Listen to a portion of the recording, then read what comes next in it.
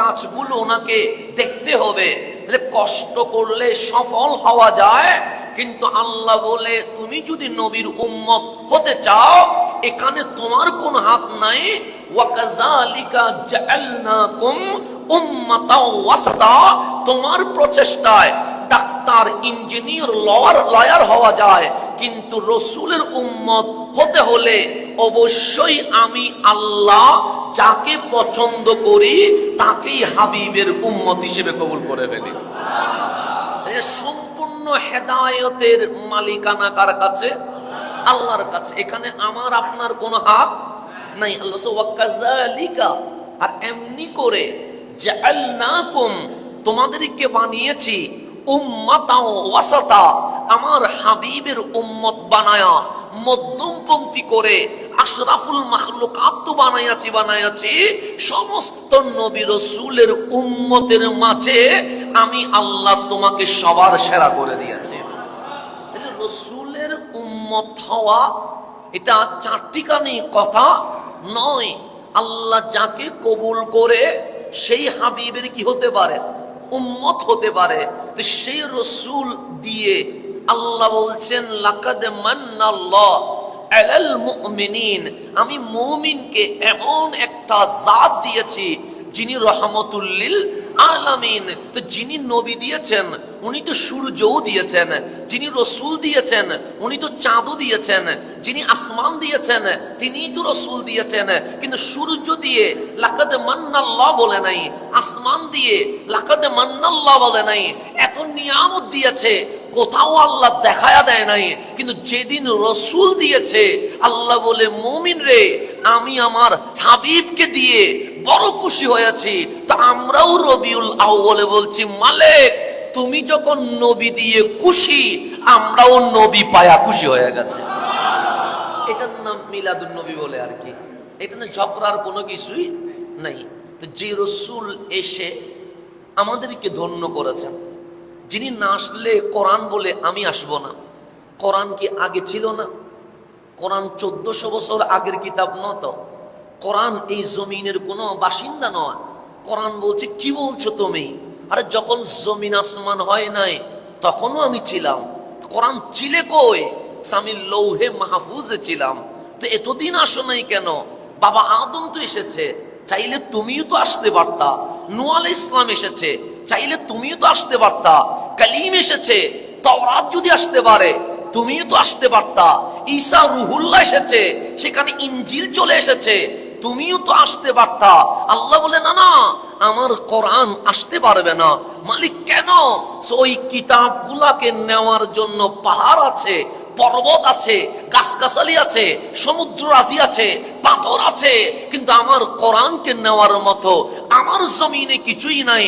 পাহাড়ের উপর রাখলে পাহাড় তোলা তোলা হয়ে যাবে, গাছের উপর রাখলে গাছ বিলীন হয়ে যাবে, সমুদ্রের উপর রাখলে সমুদ্র অস্তিত্বহীন হয়ে যাবে, পাথরের উপর রাখলে পাথর চূর্ণ বিচ্ছিন্ন হয়ে যাবে। তো লৌহে মাহফুজের কোরআনকে জিজ্ঞেস করেন তুমি যখন আসার মতো কেউ নাই আসলে কেমনে? কোরআন বলছে কাদ জাআকুম মিনাল্লাহি নূরুন ওয়া কিতাবুম মুবিন। যখন মা আমেনার ঘরে তোমার নূরানী নবী চলে এসেছে, আমি আর লৌহে মাহফুজে নাই, আমি লৌহে মাহফুজ থেকে তোমার নবীর বক্ষ মোবারকে চলে এসেছে। যেই নবী না আসলে কোরআন বলে আমি আসতে পারছি না। তো কোরআন পেয়ে আমরা খুশি না বেজার? সেই জন্যই তো আল্লাহ বলছেন ইন্না আনজালনাহু ফি লাইলাতিল কদর। এই আমার বান্দা কোরআন পেয়ে সেলিব্রেশন কর, আনন্দ উৎসব কর, ইবাদতে মগ্ন হয়ে যা। লাইলাতুল কদরে লৌহে মাহফুজের কোরআন হাবিবের বক্ষ মোবারকে চলে এসেছে।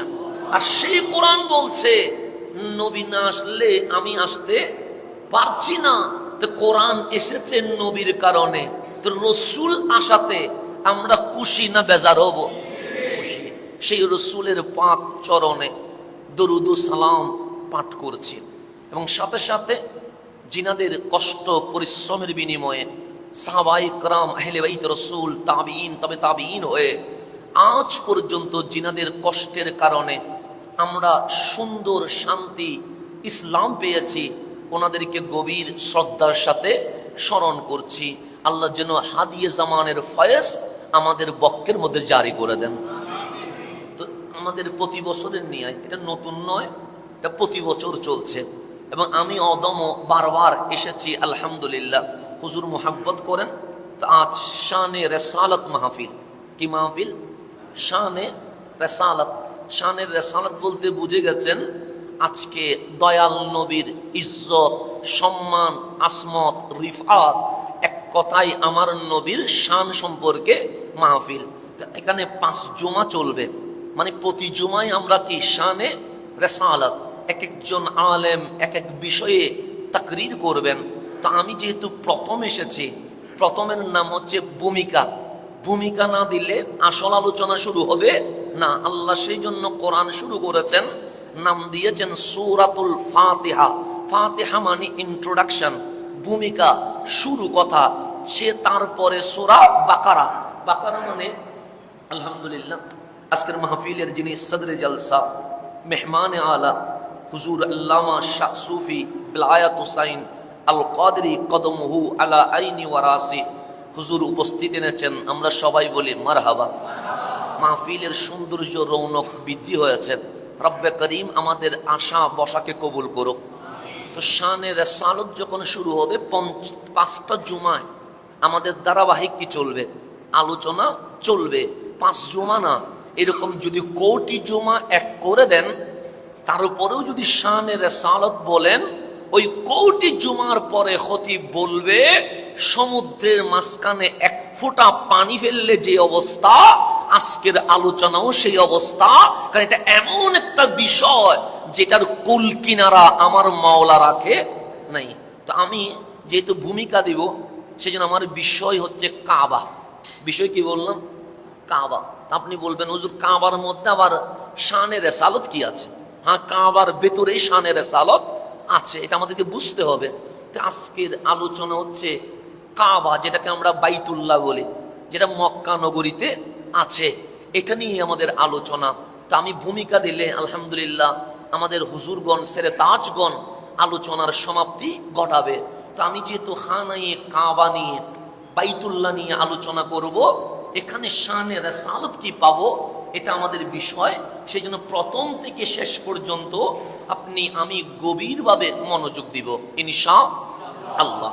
তো রব্বুল আলামিন কোরআনে বলছে, আল্লাহ নিজেই বলছে, ইন্না আউওয়ালা বাইতিন উদিয়া লিন-নাসি লাল্লাযী বিবাক্কাতা। এই মসজিদ কে বানিয়েছে? তখন হুজুর বলবে হাদিয়ে জামান বৃত্তি দিয়েছেন। এই ঘর কে বানিয়েছে?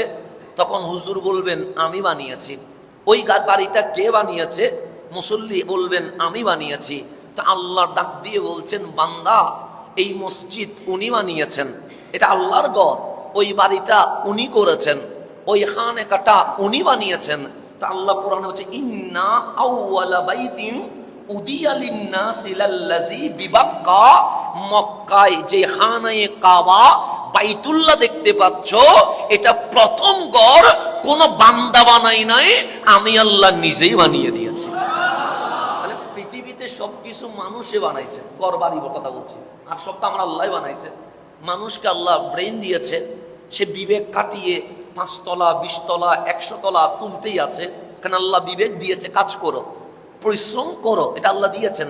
কিন্তু আল্লাহ বলছেন এই জমিনে তুমি 4 কোণা যে ঘরটা দেখতে পাচ্ছ, যে ঘরে দাঁড়িয়ে তুমি লাব্বাইক আল্লাহুম্মা লাব্বাইক বলছো, এটা কোনো বান্দা বানাই নাই। হ্যাঁ, আমার আদম সংস্কার করেছে, হ্যাঁ আমার ইব্রাহিম সংস্কার করেছে, হ্যাঁ আমার হাবিব এটাকে সংস্কার করেছে। কিন্তু ইন্না আউওয়ালা বাইতিন উদিয়া লিন-নাস, এটা মানব জাতির জন্য মক্কা নগরীতে, ঠিক পৃথিবীর মাঝখানে বাইতুল মামুর বরাবর আমি আল্লাহ নিজেই বানিয়ে দিয়েছি। তো মালিক বানাইছো কেন? মুবারাকান, এটার আশেপাশে বরকত আর বরকত। হুদাল লিল আলামিন, বিশ্ববাসী যদি হেদায়েত পাইতে চায়, আমি আল্লাহ খানায়ে কাবাকে হেদায়েতের কেন্দ্রবিন্দু বানিয়ে দিয়েছি। আল্লাহ আল্লাহর ঘর সম্পর্কে বলছেন, বাইতুল্লাহ বানিয়েছেন কে? আল্লাহ নিজে বলছেন আমি বানাইছি। এটা কোনো মানুষে বানাই নাই। সেই জন্যই আমি যদিও কুলসিতে, যদিও বা আমরা দারুল হুদা দরবার শরীফে, কিন্তু নামাজে যখন দাঁড়িয়ে যাব উত্তর আর দক্ষিণ করা যাবে না। কাবা যেই দিকে, এক কথাই মুসলিম উম্মাকে একসাথে সেই দিকে ফিরে যেতে হবে। কেন? মোবারকান, ফিরলেই বরকত, কাবার দিকে দেখলে বরকত, দাঁড়াইলে বরকত, চেয়ে থাকলে বরকত, দোয়া করলে বরকত। তুমি যাই করবে কাবা কেন্দ্রিক সমস্ত কিছু আমি আল্লাহ ইবাদত করে দিব। এরপর বলেন ফিহি আয়াতুম বাইয়িনাত, এখানে রয়েছে সুস্পষ্ট নিদর্শন। আয়াত মানে নিদর্শন। কার? রহমানের। তো নিদর্শনের নাম কি? সে মাকাম ইব্রাহিম, একটা পাথর আছে নাম তার মাকাম ইব্রাহিম। আমার মালিক বলছে আল্লাহর কুদরত, জানোয়া, নিদর্শন, আয়াত, আসার যদি দেখতে হয় আমি খানায়ে কাবার চত্বরে মাকাম ইব্রাহিম রেখে দিয়েছি।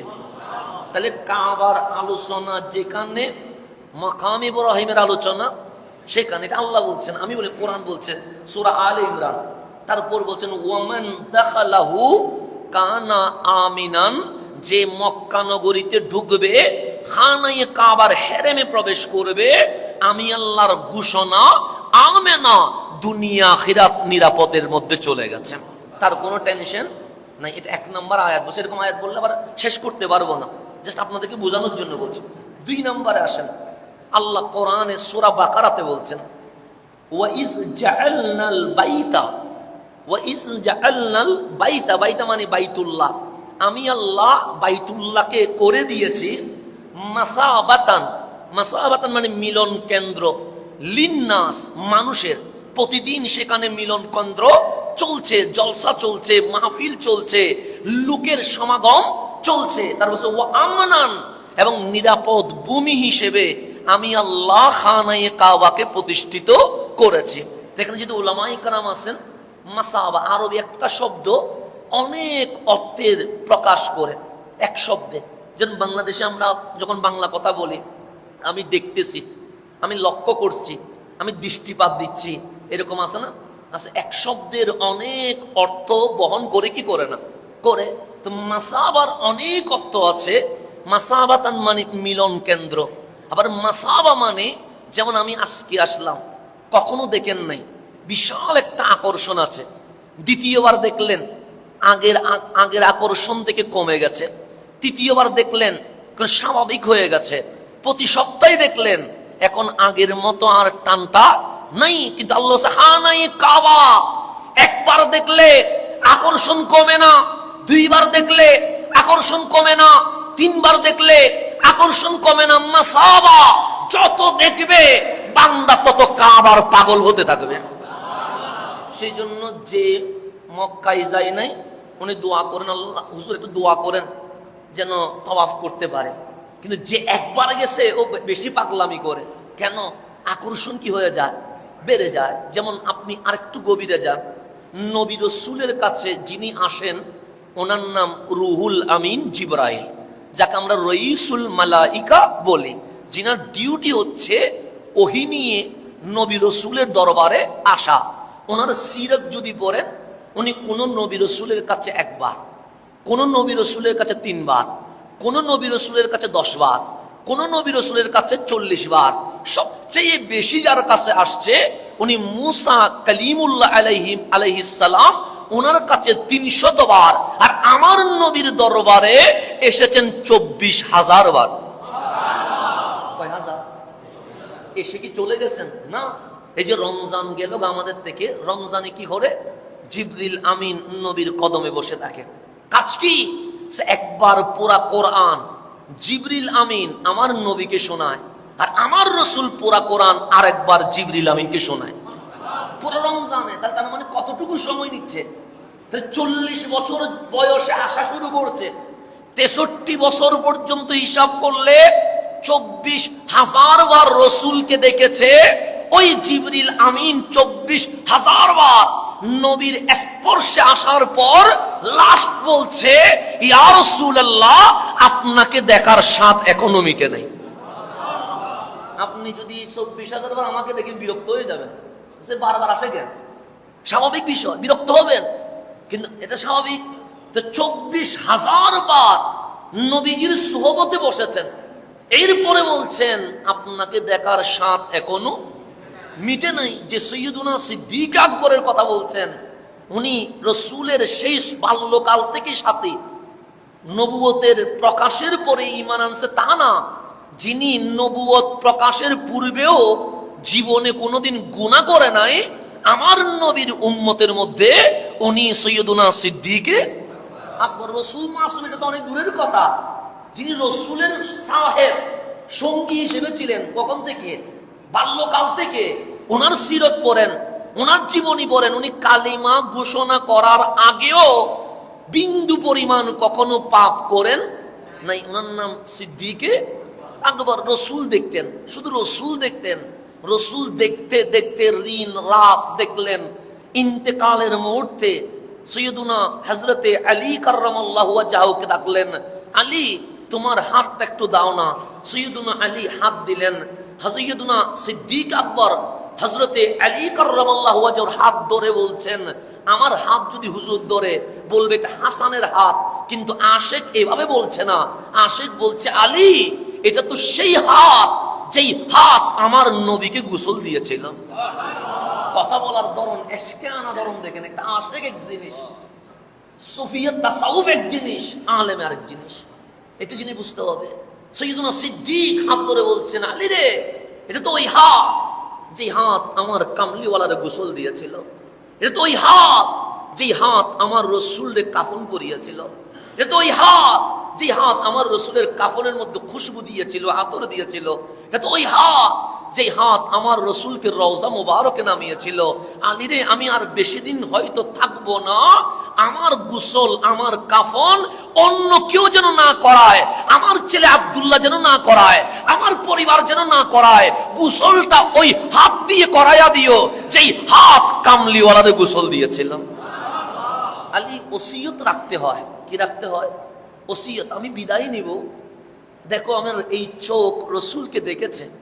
সৈয়দুনা আলী বলে সবচেয়ে বেশি দেখেছে, কিন্তু আলী রে আমি নবী দেখার স্বাদ মিটাইতে পারি নাই। আমি মারা যাওয়া মাত্রই জানাজা শেষ করে দেরি করো না, কামলিওয়ালার রওজার সামনে খাটিয়াটা বিছাইয়া দিও। রসুলকে বলিও আবু বকর নবী দেখার স্বাদ মিটাইতে পারে নাই, আপনার পাশে চেহারার দুই চোখ দিয়ে কিয়ামত পর্যন্ত আবু বকর নবী দেখতে চায়। এটার নাম হচ্ছে মাসাবা। মাসাবা মানে আকর্ষণ।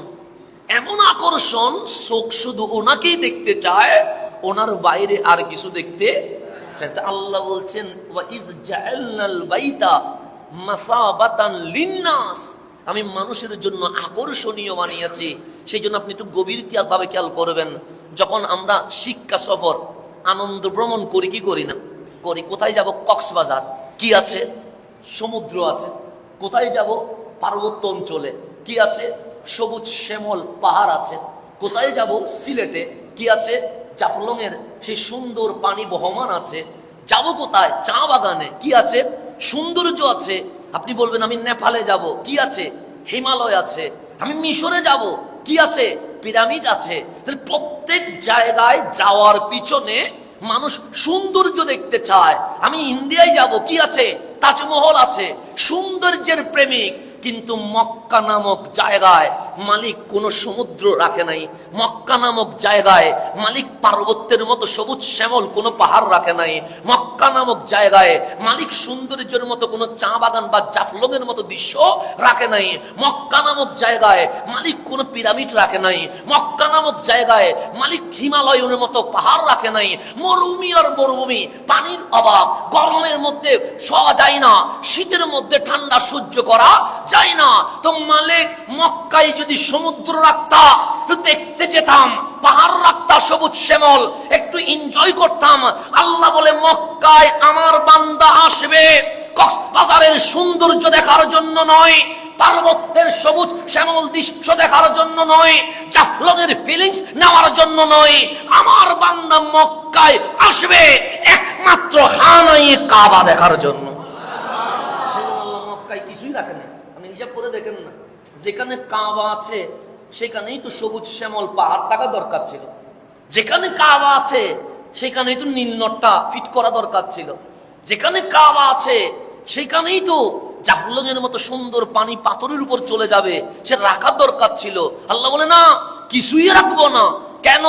যেন বান্দার মনে এটা না আসে আমি সমুদ্রের ফিলিংস নিতে এসেছি, আমি পার্বত্যের মতো সবুজ শ্যামলের দৃশ্য দেখতে এসেছি। বান্দা যখন মক্কার এয়ারপোর্টে নামবে তখন বান্দার মন বলবে দুনিয়া দেখতে আসি নাই, মাওলার ঘরটা দেখতে এসেছে। এটার নাম মাসাবাতান লিন্নাস। আমি একমাত্র আকর্ষণীয় বানাইছি আমার খানাই কাবাকে, এখানে অন্য কোন মাকসাদ আমি রাখি নাই। তার উপর বলছেন ওয়াত্তাখিজু মিম মাকামি ইব্রাহিমা মুসাল্লা। হে আমার বান্দা, যে মাকামে ইব্রাহিম দেখতে পাচ্ছ এটাকে সাধারণ কোনো পাথর মনে করিও না, এটাকে তোমরা মুসাল্লা নামাজের স্থান হিসেবেই গ্রহণ করতে হবে। তাহলে আমি আয়াত বললাম কয়টা? দুইটা। যেখানে কাবার কথা সেখানে মাকামে ইব্রাহিমের কথা আছে না নাই? আলে ইমরানও আছে, সূরা বাকারায়ও আছে। এরপর আমার মূল কথা, মাকাম ইব্রাহিম নিয়ে এত কথা কেন আসছে? মাকাম মানে দাঁড়ানো স্থান, ইব্রাহিম মানে ইব্রাহিম আলাইহিস সালামের দাঁড়ানোর স্থান, মানে যেটাতে দাঁড়িয়ে সৈয়দুনা ইব্রাহিম আলাইহিস সালাম খানায়ে কাবার সংস্কার করেছে, এটাকে মাকামে ইব্রাহিম বলে। কথা ঠিক না? এটা নিয়ে কোনো মারামারি আছে? কোরআন বলছে এটা আয়াতে বাইয়িনাত, সুস্পষ্ট নিদর্শন। এটা মুসাল্লা, এটা হচ্ছে জায়নামাজ, নামাজের স্থান। সেজন্য যারা তাওয়াফ করে, তাওয়াফ শেষ করে মাকাম ইব্রাহিমের পিছনে এসে মাকাম ইব্রাহিমকে সামনে নিয়ে হাজিগণ 2 রাকাত নামাজ আদায় করে। করে কি করে না? করে। এখন আসেন সামনের দিকে যাই, একটু গভীরভাবে খেয়াল করবেন, একটু গভীরভাবে খেয়াল করবেন। তাহলে মাকামে ইব্রাহিম একটা কিসের নাম? পাথরের নাম। কয়টা পাথর? একটা। ইব্রাহিম আলাইহিস সালাম যখন ইরাকে ছিলেন তখন কি উনি পাথরের উপর পা রাখেন নাই? রাখছেন। ওই পাথরগুলো কি এখন আছে? নাই।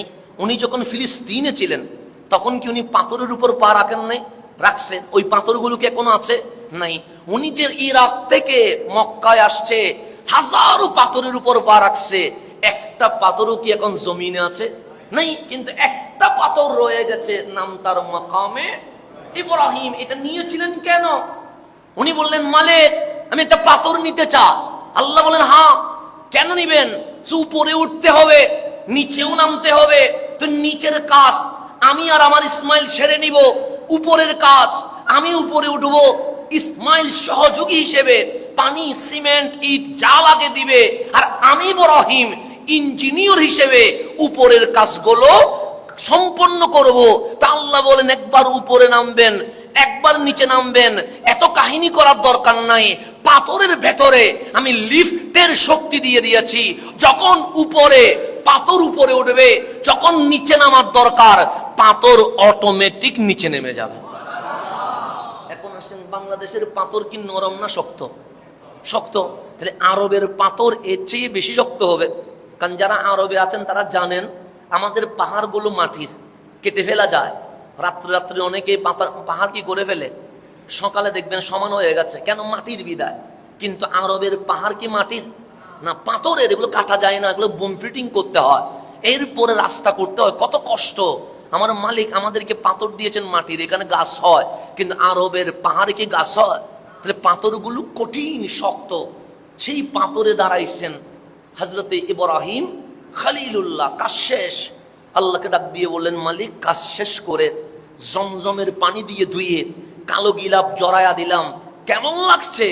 আল্লাহ বলেন আমি যেমন চেয়েছিলাম তেমন ইব্রাহিম করতে পারবে বলেই তো আমি খলিলকে কাবার দায়িত্ব দিয়ে দিয়েছি।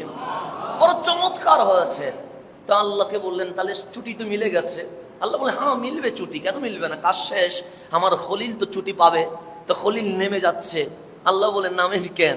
কাজ তো শেষ, এখানে আর কি করব? আল্লাহ বলেন প্রতিদান, স্যালারি নিবেন না? বললেন কাবার আবার কিসের স্যালারি? আমার মালিক দিলে দিবে, না দিলে কোনো আপত্তি নাই, আমি চলে যাচ্ছি। আল্লাহ বলেন কাবার কাজ করেছেন, আমি বাকিতে স্যালারি দিব? এটা হতে পারে না। আমার খলিল মাকামে ইব্রাহিমে দাঁড়ানো অবস্থায় আমি আল্লাহর নগদে দিয়ে দিব। আমি স্যালারি কিসে দিয়ে দিব? নগদে। এখন আল্লাহ বললেন, খলিল আপনাকে সুলাইমানের মতো বাদশাহী দিয়ে দিই। খলিল বললেন, লাহ। অনেকে ক্ষমতা পাওয়াকে ভয় পায়, এরকম আছে না নাই?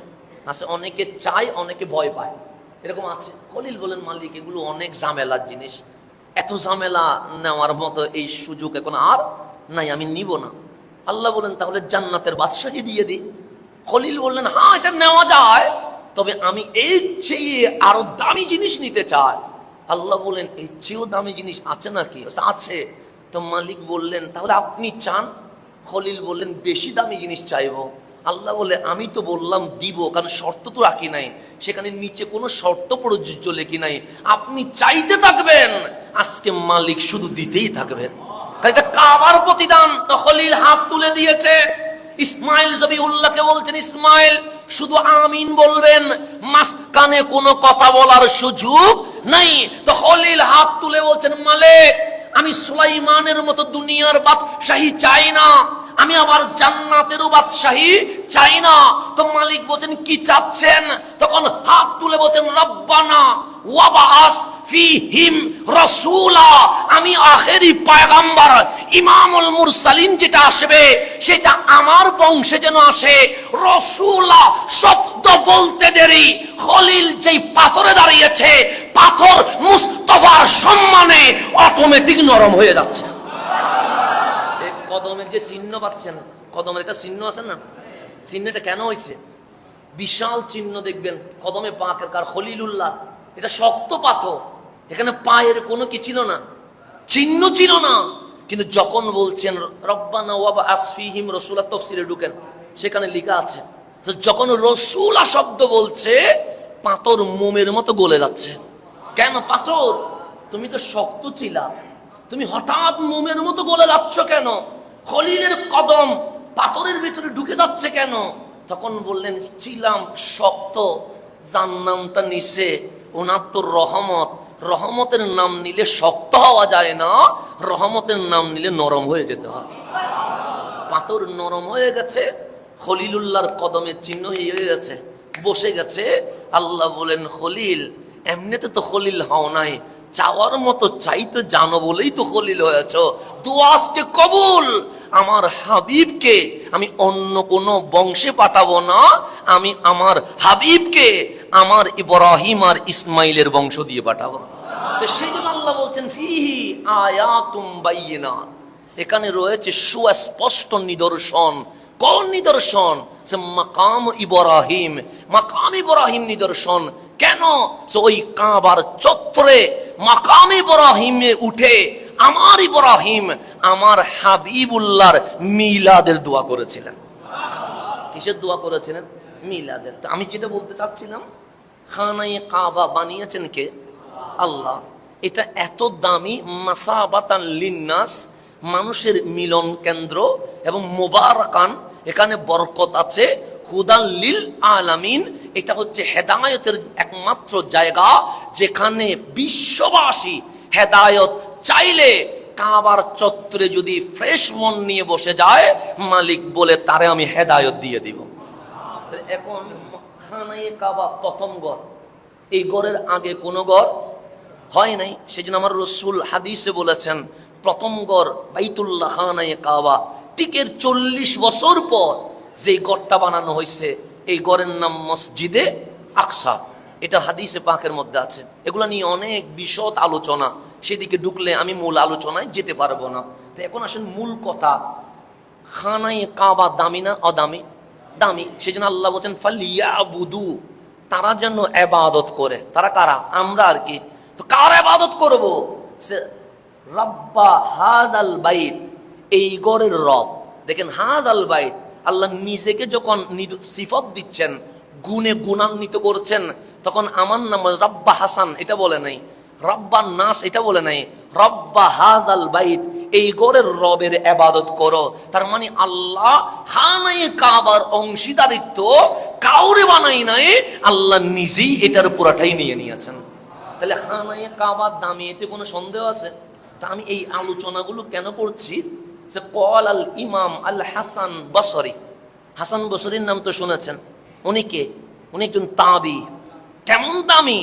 যাকে হযরতে আলী কাররামাল্লাহু ওয়াজহা সরাসরি পড়িয়েছেন। উনি দলিল, কিছু মানুষ হচ্ছে দলিল, হুজ্জা, যাদের নাম বললেই আর কেউ মারামারি করে না। কিছু মানুষ আছে যাদেরকে নিয়ে কেউ মারামারি করে না। যখন বলবো ইবনে হাজার আসকালানি, আর কেউ মারামারি করবে না। জালালউদ্দিন সুয়ুতি, আর কেউ মারামারি করবে না। ইমাম বুখারী, আর কেউ মারামারি করবে না। ইমাম মুসলিম, আর কেউ মারামারি। উনাদের আগেও যিনি ইমাম, উনি হাসান আল বসরি। এত দামি, যার কথা রেফারেন্স, যার কথা দলিল। তো কলা উনি বলছেন, আমি বলি না, কলা উনি বলছেন। কি বলছেন? যে কুল্লু নবিয়্যিন মিনাল আম্বিয়াই আলাইহিমুস সালাতু ওয়াস সালাম, প্রত্যেক নবী, কুল্লু মানে প্রত্যেক, একজনও কি নাই, বাদ নাই, প্রত্যেক নবী আলাইহিমুস সালাম, যে ইজা কাযযাবাহু কওমুহু, যখন তাদের কওম জাতি নবীকে মিথ্যা প্রতিপন্ন করে। প্রত্যেক কওম তাদের নবীকে কষ্ট দেয় না? দিছে। আমার নবীকেও তো আমরা কষ্ট দিছি। মক্কা শরীফের মধ্যে এমন কোন দিন গেছে যে আমার নবীর উপর কষ্ট দেওয়া হয় নাই? হইছে। প্রত্যেক নবীকে তার কওম মিথ্যা প্রতিপন্ন করেছে। এমন কোন রসুল নাই যে রসুলের উপর কম কি করে নাই, অ্যাটাক করে নাই। সব রসুলের উপর অ্যাটাক করেছে। কিন্তু যখনই কম নবীকে মিথ্যা প্রতিপন্ন করেছে, আল্লাহ সাথে সাথে আযাব দিতে দেরি করে নাই। আপনি সিরাত বা তারিখ বা হিস্ট্রি যত কিতাব আছে পড়েন, আল্লাহর সাথে শিরিক করেছে, আল্লাহ আযাব দেয় নাই। আল্লাহ বলছেন হাসরে ধরবো। শিরিকের কোনো কিনে মাফ নাই। এক নামাজ পড়ে নাই, আল্লাহ বলে পরে ধরতেছে, কিন্তু নগদে ধরে নাই। আল্লাহর সাথে বেয়াদবি করেছে, আল্লাহ বলে পরে ধরতেছে। কিন্তু যখনই নবীর সাথে বেয়াদবি করছে, আল্লাহ অ্যাকশনে যাইতে কোনোদিন কি করে নাই, দেরি করে নাই। যেমন মুসা আলাইহিস সালামের সাথে ফেরাউন বেয়াদবি করেছে, আল্লাহ ফেরাউনকে সুবাইয়া মারছে। হযরতে খলিলুল্লাহ ইব্রাহিম আলাইহিস সালামের সাথে নমরুদ বেয়াদবি করেছে, আল্লাহ একটা মশা দিয়ে অপদস্থ করে মারছে। লূত আলাইহিস সালামের সাথে জাতি বিয়াদবি করেছে, আল্লাহ লূত আলাইহিস সালামকে অন্য দেশে নিয়ে গেছে, আর লূত আলাইহিস সালামের রাষ্ট্রকে জেরজবর করে দিয়েছে। এরকম প্রত্যেক নবী রাসূলের শানে উম্মত বিয়াদবি করতে দেরি, আল্লাহ আযাব দিতে দেরি করে নাই। কিন্তু আমার নবীর বেলায় এসে ভিন্ন হয়ে গেছে।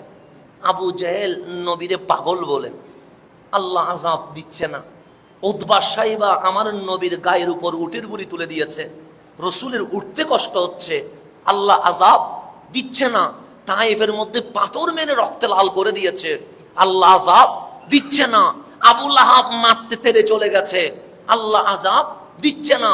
বাচ্চারা নবীর পিছনে পিছনে পাগল পাগল বলে আমার নবীরে উস্কানোর চেষ্টা করছে, আল্লাহ আযাব দিচ্ছে না। আমার নবীর সামনে সাহাবায়ে কেরামের গলা কেটে ফেলছে, আল্লাহ আযাব দিচ্ছে না। তখন আবু জেহেল, আবু লাহাব, ওরা তার জ্ঞানী তো ছিল। জ্ঞানী এক জিনিস, আদব আরেক জিনিস। জ্ঞানী এক জিনিস, আদব আরেক জিনিস। তো জ্ঞানী হলে শুধু তাই হয় না। যেমন দেখবেন বৃদ্ধাশ্রমে গিয়ে দেখবেন অনেক বড় বড় জ্ঞানীর মা বাবা বৃদ্ধাশ্রমে আছে, আছে না? আছে। কেন? জ্ঞান আছে কিন্তু মানুষ হতে পারে না। আবার অনেক রিক্সাওয়ালা অল্প কামায় কিন্তু মায়ের কদম ধরে বসে আছে, জ্ঞানী হতে পারে নাই কিন্তু মানুষ হয়েছে। এরকম হয় কি হয় না? হয়। তা আবু জেহেল, আবু লাহাব জ্ঞানী ছিলেন।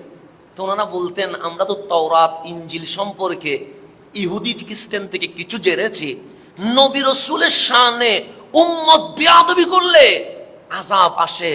আপনি নাকি ইমামুল আম্বিয়া, আপনি নাকি সৈয়দুল মুরসালিন, কই পাথর মারলাম আযাব তো আসে না, উটের বুড়ি তুলে দিলাম আযাব তো আসে না, ধাক্কা দিলাম আযাব তো আসে না, আপনার পাওয়ার কি কম নাকি?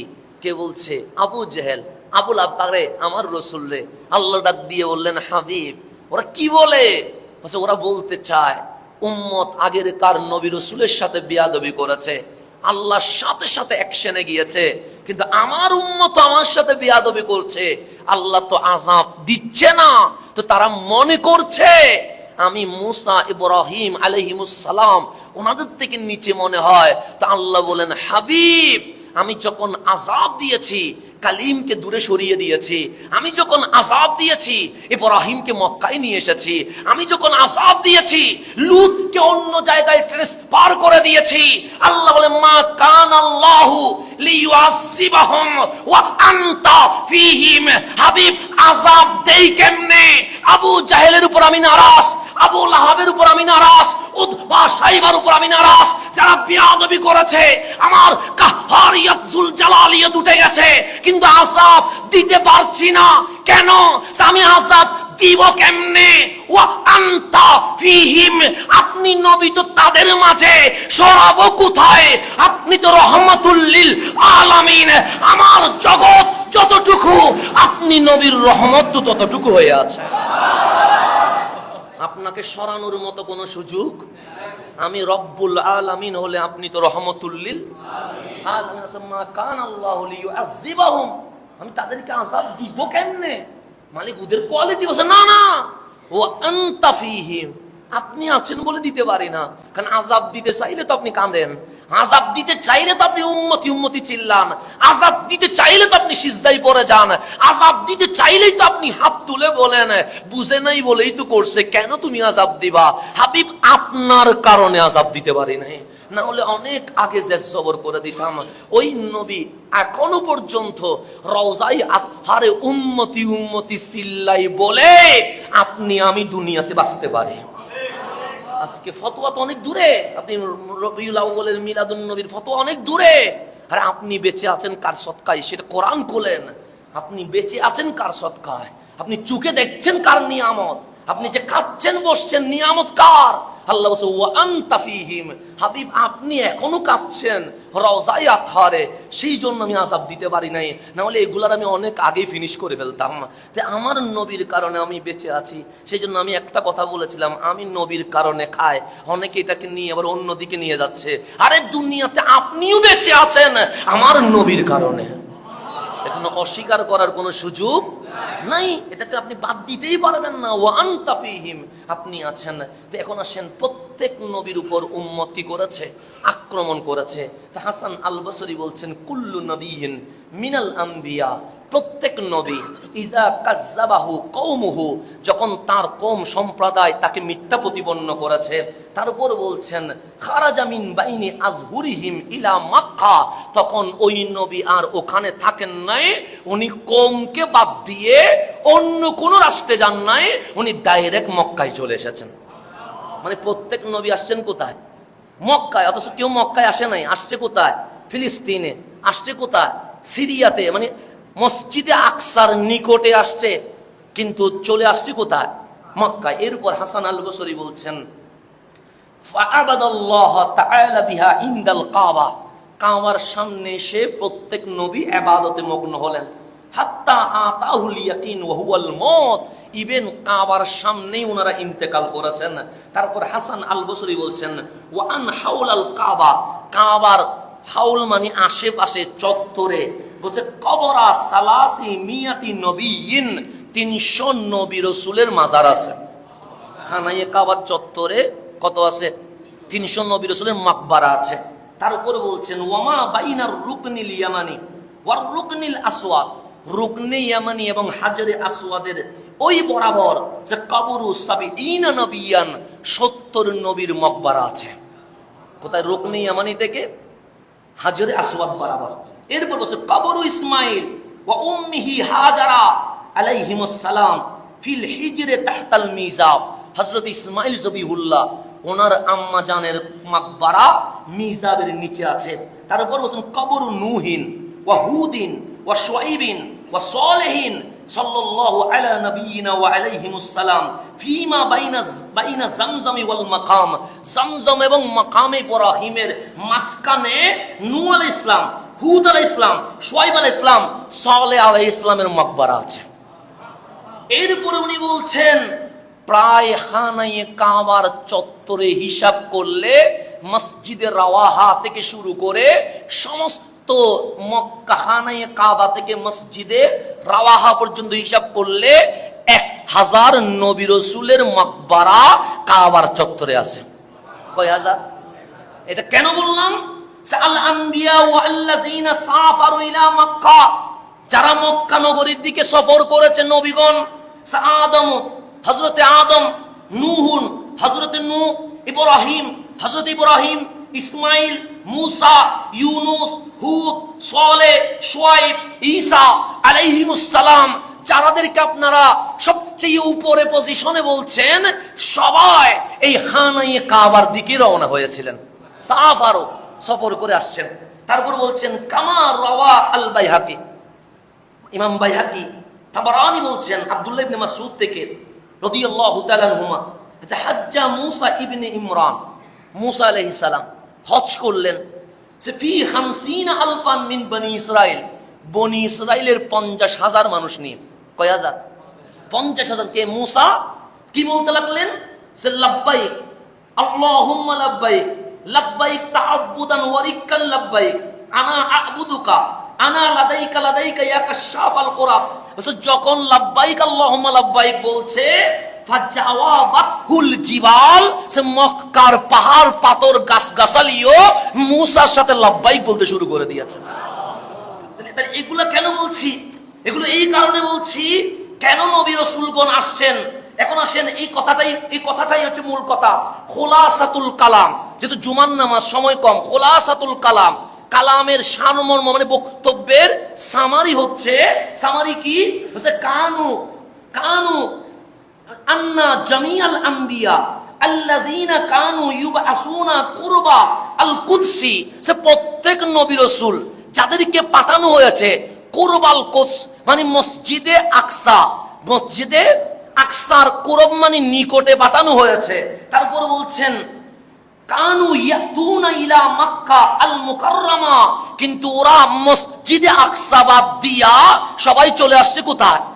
মক্কাতুল মুকাররমায়। তারপর বলছেন মিনহুম মান জাআ মাশিয়ান হাফিয়ান ওয়া মিনহুম মান জাআ রাকিবান, কেউ আসছে হেঁটে, কেউ আসছে সওয়ারিতে। শুধু তাই নয়, আপনার আমার বাবা আদম আলাইহিস সালাম এসেছেন এশিয়া শ্রীলঙ্কায়, সেখান থেকে 300 বছরে গেছে কোথায়? মক্কায়। একটা বারের জন্য ঘোড়া গাঁদা কোন সাওয়ারিতে উঠে নাই, হেঁটে হেঁটে মক্কায় চলে গেছেন। আপনি হযরতে বাবা আদমের জীবনী পড়েন, ঘোড়ায় উঠে নাই, গাঁদায় উঠে নাই, খালি পায়ে 300 বছরের রাস্তা অতিক্রম করে কোথায় গেছেন? মক্কায়। তো হাসান আল বসরি বলছেন, এখন প্রশ্ন হচ্ছে ওনারা কেন মসজিদে আকসা বাদ দিয়া, কারণ মসজিদ আকসাও তো ক্যাবলা ছিল, এখন নাই, তখন তো কি ছিল, তো মসজিদে আকসা বাদ দিয়া ওনারা খানায়ে কাবায় কেন আসছে? ওনারা কি মসজিদে আকসার চেয়ে কাবাকে প্রাধান্য দিয়েছে? তখন সে ফাজাওয়াবু হাযিহিল আসইলা, এই সওয়ালের উত্তর হচ্ছে আন্নাহুম কানু লা ইয়াহতাউনাল কাবা ওয়া মক্কাতাল মুকাররমা আলা বাইতুল মাকদাস লিতাওয়াফি ওয়াল ইবাদাতি ফাকাত, ওনারা বাইতুল মুকাদ্দাসের উপরে খানায়ে কাবাকে তাওয়াফ আর ইবাদতের জন্য প্রাধান্য দেয় নাই। তো দিছেন কেন? সে বাল শাইউন ওয়াহিদ, একটা গোপন রহস্য আছে, আল্লাযী লিআজলিহি কানু ইয়াতুনা ইলা মক্কাতাল মুকাররমা।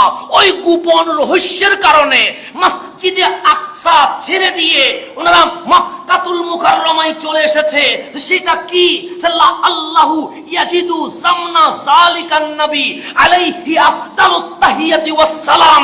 ওরা জানে আখেরি জামানায় যিনি দুনিয়ার জমিনে আসবে, উনি অন্য কোথাও আসবে না, মক্কায় আসবে। আমার নবীর জন্য সমস্ত নবী রাসূল মক্কায় চলে এসেছে। এটা আমি বলছি, হাসান বসরি বলছেন, আমি বললে আপনি অন্য জায়গায় দিতেন। হাসান বসরি বলছেন এখানে লা আল্লাহু ইয়াজিদু জামানা যালিকান নবী, ওই নবীর জামানা পাওয়ার জন্য ওনারা ইরাক, সিরিয়া, ইয়ামান সবগুলো বাদ দিয়ে ইভেন মসজিদে আকসা পর্যন্ত বাদ দিয়ে কোথায় চলে আসছে? কেন আসছে? বলছেন ইয়াজুরুহু, যেন আমার নবীর জিয়ারত করতে পারে, ওয়া ইউমিনু বিহি, আমার নবীর উপরে ঈমান আনতে পারে, ওয়া ইউসাদ্দিকুহু, আমার নবীকে সত্যায়ন করতে পারে, ওয়া ইয়ানসুরুহু, আমার নবীর সৈনিক হয়ে ইসলামের জন্য সাহায্য করতে পারে। বসে কামা বাইয়ানা হাযাল আমর আল কোরআনুল কারীম। এটা আমি হাসান বসরি বলি নাই, এটা কোরআন বলছে। কি বলছে? যে রূহের জগতে যখন আল্লাহ বলেছিলেন ওয়া ইজ আখাযাল্লাহু মিসাকান নাবিয়িন, আমার আল্লাহ যখন নবীদের থেকে শপথ নিচ্ছিল, লামা আতাইতুকুম মিন কিতাবিন ওয়া হিকমা, আমি তোমাদেরকে কিতাব হিকমত দিয়া নবী রাসূল বানাবো। সুম্মা জাআকুম রাসূলুম মুসাদ্দিকুন, এরপরে এমন রাসূল আসবে যিনি তোমাদের নবুয়তের সার্টিফিকেটে সত্যায়ন করে দিবেন। তো উনি আসলে কি করবে? লিমা মাআকুম লা তুমিনুন্না বিহি ওয়া লা তানসুরুন্নাহু, তখন নবুয়ত বাদ দিয়া আমার লাতানসুরুন্নাহু, আমার নবীকে নবী রাসূল বানায়া উম্মত হইয়া আমার নবীর সাহায্যকারী হয়ে যেতে হবে।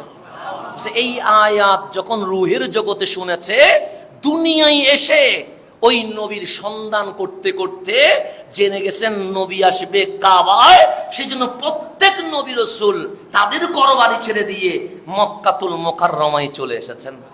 এই শানে রিসালাত যদি আপনি বুঝতে চান, শানে রিসালাত যদি বুঝতে চান, আমার নবীর শানে রিসালাত সিদ্দিক আকবর থেকে শুরু হয় নাই, আমার নবীর শানে রিসালাত ফারুক আযম থেকে শুরু হয় নাই, আমার নবীর শানে রিসালাত উসমান যুন নুরাইন থেকে শুরু হয় নাই, আমার নবীর শানে রিসালাত মাওলা আলী থেকে শুরু হয় নাই, আমার নবীর শানে রিসালাত বদর উহুদ হুনাইন খন্দক থেকে শুরু হয় নাই, আমার নবীর শানে রিসালাত কারবালা থেকে শুরু হয় নাই, আমার নবীর শানে রিসালাত আলমে আরওয়া থেকে শুরু হয়ে বাবা আদম থেকে ঈসা আলাইহিমুস সালাম প্রত্যেক নবী রাসূল শানের রিসালাতের বাস্তব উদাহরণ দুনিয়ার জমিনে পেশ করে দিয়েছেন।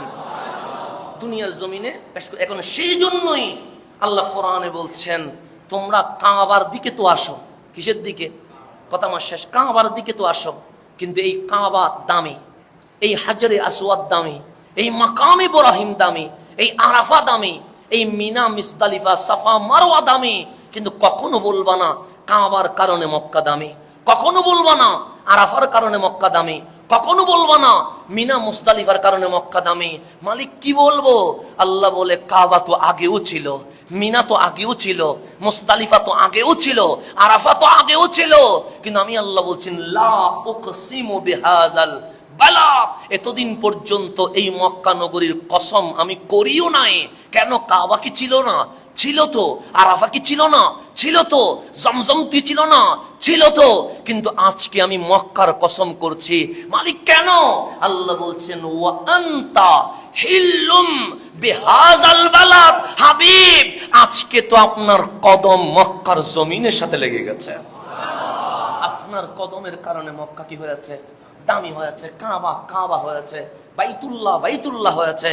তাহলে আজকে আপনাকে বিশ্বাস স্থাপন করতে হবে। আমি নিজ থেকে কিছু বলি নাই, আমি হাসান আল বসরির রিসালা থেকে বলছি। আপনাকে আমি হিসাবও দিয়ে দিয়েছি। শুধু তাই নয়, মুসা আলাইহিস সালাম যখন চলে যাচ্ছে, আল্লাহ বলেন কালিম ফেরাউনকে দাওয়াত দিতে হবে, যান। তখন বললেন আল্লাহ মক্কা ছেড়ে চলে যাবো। হ্যাঁ। তখন মুসা কালিম বলেন এটা তোমার হাবিবের শহর না? হ্যাঁ শহর তো ফেরাউনের দাওয়াত দিতে হবে না? তাও তো দেওয়া লাগবে। তখন হযরত কালিম শুআয়ব আলাইহিস সালামের হাত ধরে বলছেন শুআয়ব আমি তো চলে যাচ্ছি, মক্কা যেন খালি না হয়, আমি তোমার রেখে গেলাম, যেন হাবিবুল্লাহ এসে মুসার একজন প্রতিনিধিকে যেন পেয়ে যায়। এইভাবে করে প্রত্যেক নবী রাসূল যাওয়ার সময় নিজের একজন প্রতিনিধি রেখে গেছেন। তাহলে কাবা গিরে যত ইতিহাস, সমস্ত ইতিহাস যদি পড়ে দেখেন, এখানেই আছে শানে রিসালাত। এখানে আছে কি?